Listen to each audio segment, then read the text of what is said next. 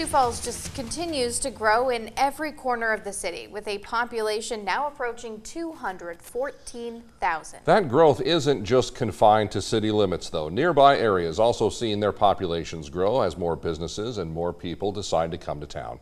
In the city of Tea, for example, they're in the midst of what you could call a building boom, and it looks like it's just getting started.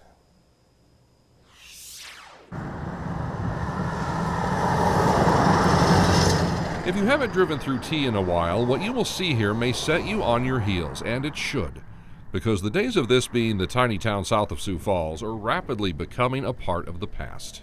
Tea doesn't get to where it is today without the vision, forethought, and planning that's occurred over the last 2 decades. Justin Weiland is the city administrator for the city of Tea and says what is happening right now isn't luck or happenstance. There was a plan, and the plan is paying off. We want to be aggressive, but a balance of not being too aggressive. We want to open our arms. We are pro-growth. We are pro-development, but there needs to be a balance.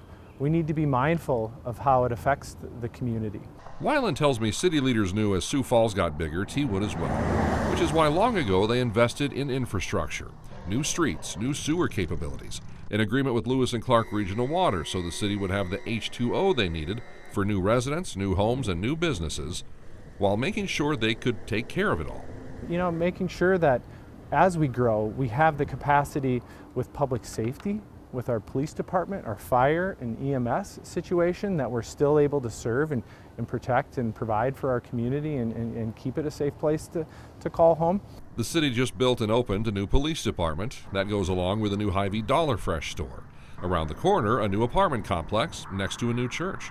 Down the block, a new Dairy Queen adjacent to a new Ace Hardware. On the east side of Tea, this new housing development, not too far from a new Casey's, next to a new Starbucks. But on the northeast side of town, a construction project that will be a game changer for the Tea community. It is exciting. I think as we've had meetings with the city of Tea and starting to feel like we're a part of the community here.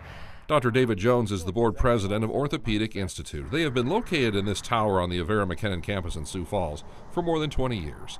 But OI has hit a point where a decision had to be made. Really, it was growth of our team. So as we added more physicians, more members to our team, we were kind of busting at the seams in our current space, and so it was either do we look at remodeling and revamping our current space, or do we do something separate? And looking at all the factors involved, ultimately we decided this would be our best option. That best option, building a new state-of-the-art facility in Tea. One that would not only be more spacious, but easier to find and get to. When the eventual 85th Street interchange is built in just a few years, the first thing people will see coming into Tea from that interstate exit is this new facility. It is exciting. We love what Tea is, but also what they're becoming. We feel like there's a lot of growth that will happen, and we're excited to be a part of that. Part of that growth here could eventually involve more medical facilities being built in roughly this same area, making Northeast Tea a sort of medical hub, meaning more construction, more jobs, and more overall benefit for the city of Tea. If you're looking for a clear-cut sign of success, look no further than building permit valuations for the city of Tea just last year. It truly marked a milestone, a number they have never seen before, and indicative of what's to come. We had over $100 million in valuation investment through building permits. First time eclipsing the 100 million mark.